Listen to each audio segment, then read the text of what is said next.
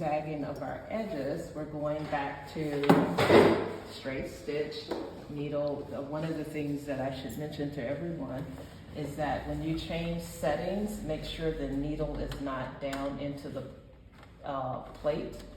So your needle should be at, or raise the needle to its highest position. That's right before the take-up lever goes down. And this is always the best time to remove your fabric. So now we're gonna change this to straight stitch, which is 1, and 2.5 is our stitch length. To stitch a dart creates shaping. And so we're folding this space in half and keeping the garment free. This becomes our stitching line, okay? So stitching a dart and most of our sewing procedures, whatever it's named, I always say, think of it in ways, that's what it does. So the stitch actually darts off the fabric the way it's drawn. This is a presser foot. When the foot is down, it presses down on top of our fabric. These tracks are called V-dogs. So when the foot is down, it pushes it through. But the biggest thing is that I think you can do stitch your garment better if you understand the procedures and understanding that the name is pretty much what it does. So to ensure that we have this in half, we're going to use a straight pin, poke it through, and because the pin is straight, when we bring it together and pinch it shut, you get, and so the heads of the pin out. So that's a reason why the marking is there to help you set it up. I treat it like I'm folding paper. You know how when I'm pinching the middle of the X, and when I fold paper, I find that if I crimp the ends, then it's an easier chance that I'm gonna get it in half. I want you to notice that the X is here, but I put the last pin slightly below that. We want to leave that in. Now to divide the rest, again, we're just going to poke a pin from one mark over to the next. This is what you don't want to do. You see the fabric shifts? So keep your pin straight out, pinch it together, remove your pin, lock it down. I always say you need 4 to 5 pins to secure your area. There, and then pinch it closed, lock it down. You can also self-check. Take an additional pin and poke in and see if it matches. You see? And then that gives you, you're like, okay, I can sew this. The middle of the presser foot, it again is aligned with the needle. That's gonna guide you through this step.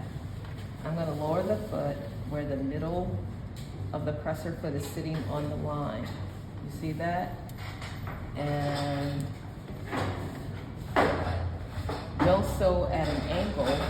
If I bring this mark straight ahead of the needle, basically I'm stitching a straight line. So I'm going to stitch in 2 to 3 stitches. This is reverse button. Back stitch 2 to 3. So darts you stitch from wide to narrow. Oh, you don't tie these ones off? I just back stitched. Okay, at the beginning. Stitch up to a pin and remove it. Don't remove your pins too early. The last pin, the reason I put it about a stitch or 2 below the mark is because this is our marker. We are not going to remove the last pin. That will help you not overstitch the length or stop too short. You're going to get some fabrics and some colors that it's hard to see where you're ending. And so darts should end pretty much the same way, where you're stitching on the fold off the fabrics. So I'll talk it out when we get there.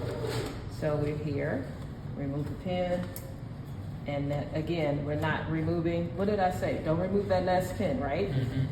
So at the end, you're stitching on the fold, off the fabric in front of that last pin. So you can take a stitch at a time, or you can operate manual off, right?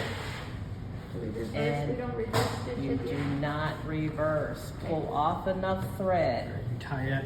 And so we leave yourself enough so that we can tie it off. And I'll use that last pin to separate. Like to me, yeah, I guess it's tight enough. And then we're gonna tie it. I'm gonna show you 2 ways to tie off. You don't have to do both, just one or the other. 2, 3. Or some people are skilled at this, but it doesn't work for me all the time. So you can, and how about this? Some of the instructions don't tell you to tie off your dart at all. And backstitch, pucker a pooch in your fabric. So this type of knot is desired by many, but it doesn't work all the time. So if you make it around a pin and roll it down, you can get it. But choose which one you want to do. But the main thing is that we want the flattest, cleanest end, and backstitching would not give us that. You see that? And so when we're done, I'll show you how to press it, and it gets even flatter. But it's about stitching, having the cleanest finish. Like actually, sometimes I'm actually able to get like even closer. So it's not about like, oh, I see the end. And that's why I talk it out, because you want to stitch along the fold or on the fold off the fabric in front of that pin, and that will finish. Darts create shaping, so it's about, when we press this, you can see it's already kind of shifting out to form around the hip line. So that's what it does for us. Nice? Yeah. All right. So darts.